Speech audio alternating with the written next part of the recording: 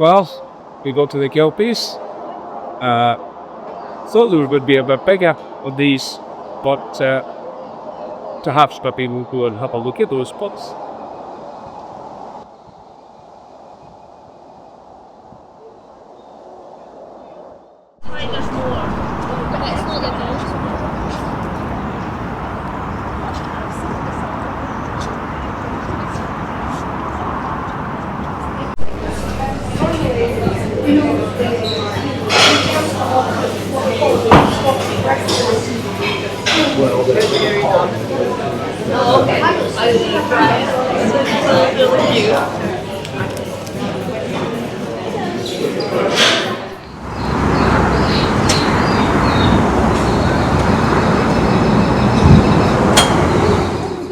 My name's Elaine. I'm going to be your guide this afternoon. First of all, let me just say a very warm welcome to the Helix Park here in Falkirk, which of course is the home of the Kelpies. Yes, these sculptures are 30 metres in height, which actually make them the largest public art here in Scotland.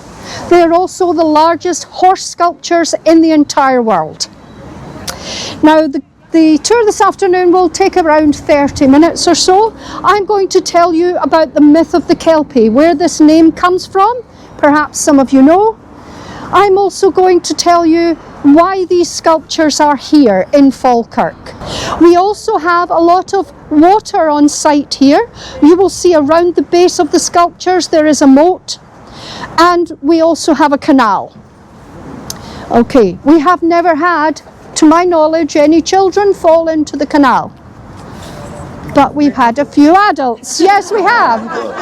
And usually this is the reason, okay? You're taking the photo, it's very big, and you're not paying attention. Okay, so just be aware.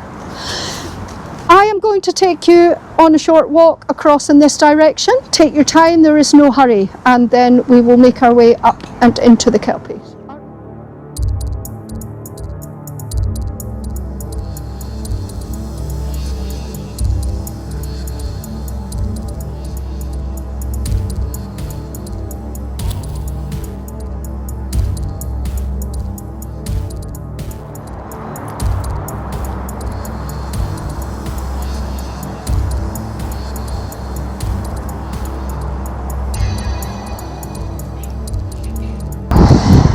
Okay, this door is very, very heavy. It actually weighs the same as a small car.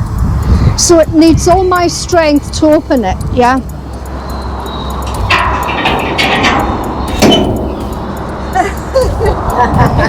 Yeah. It's also very well balanced. So it's a little bit of magic.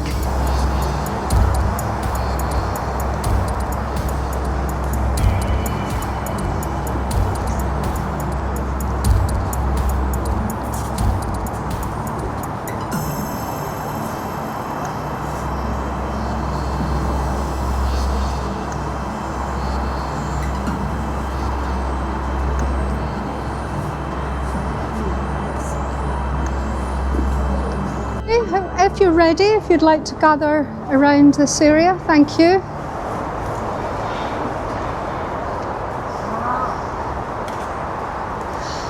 So first of all then, does anyone know this word Kelpie? Does anyone know what a Kelpie is? This gentleman here knows. Okay, let me share with you. In Scottish mythology, a Kelpie was thought to be a mythical, magical creature which could take different forms. A shape-shifting animal which lived underwater. But then, at the approach of the millennium, something wonderful happened here.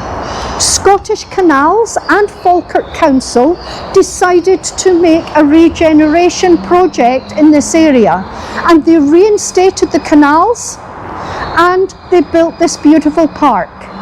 This was a piece of industrial wasteland where we are standing now. Okay?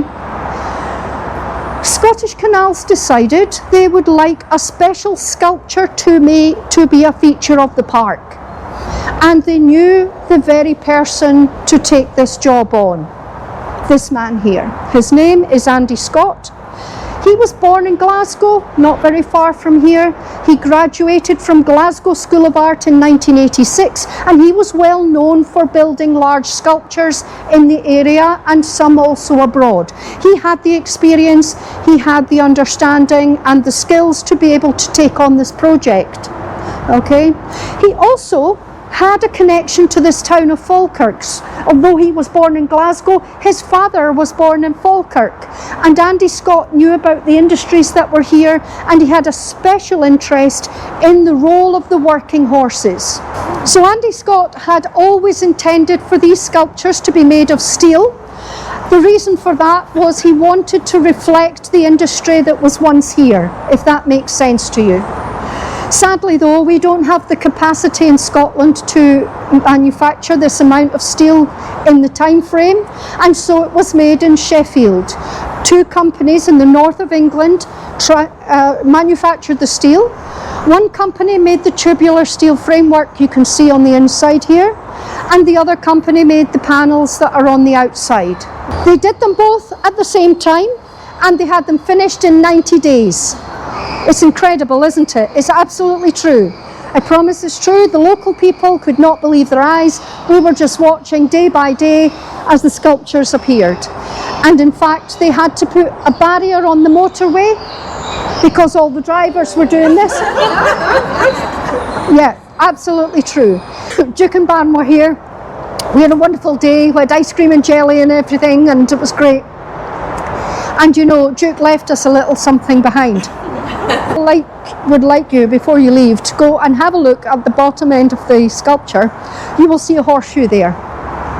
When you look at his horseshoe, you will appreciate the size of these horses, these powerful Clydesdale horses. Okay, they say if you rub a little bit, you can take some luck with you. Andy Scott says this: head down Kelpie is looking back to Scotland's industrial past, but head up Kelpie is looking forward to Scotland's bright future.